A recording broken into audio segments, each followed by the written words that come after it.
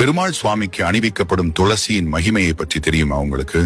ஒரு ஏழை விவசாயி தினமும் கீரை பறித்து விற்று குடும்பத்தை நடத்தி வந்தார். அவர் செல்லும் வழியில் ஒரு முனிவர் பெருமாளுக்கு துளசி அர்ச்சனை செய்வதை பார்த்து நாமும் ஏதாவது பங்களிக்கணும் என்று எண்ணிக்கொண்டே செல்வார். ஒரு நாள் வயலில் கீரை அறுத்துக் கொண்டிருக்கும் பொழுது துளசி செடியை பார்த்து அதை பறித்து கீரையோடு ஒன்றாக சேர்த்து கட்டிக்கொண்டு முனிவரின் குடிலுக்கு சென்றார். ஆனால் கீரையோடு ஒரு கருநாகமும் இருந்தது என்பதையும் அவர் கவனிக்கவில்லை. அந்த ஏழை விவசாயி பின்னால் யாரோ ஒருவர் அருவமாய் நிற்பதை முனிவர் ஞானத்தால் உணர்ந்தார். ஏழையின் பின்னால் ராகு பகவான் நின்று கொண்டிருந்தார். ராகுவிடம் முனிவர் ஏன் அந்த ஏழையை பின்தொடர்கிறாய் என்று கேட்டார். ராகுவோ இன்று அவனை நாக வடிவில் தீண்டி அவன் இறக்க வேண்டும், அதுதான் அவனுக்கு எழுதப்பட்ட விதி என கூறினார். ஆனால் அவன் என்றும் இல்லாத அதிசயமாக இன்று தலையில் பகவானின் பிரியமான துளசி இருப்பதால் அவனை தீண்ட முடியாமல் தவித்துக் கொண்டிருக்கிறேன் என்றார்.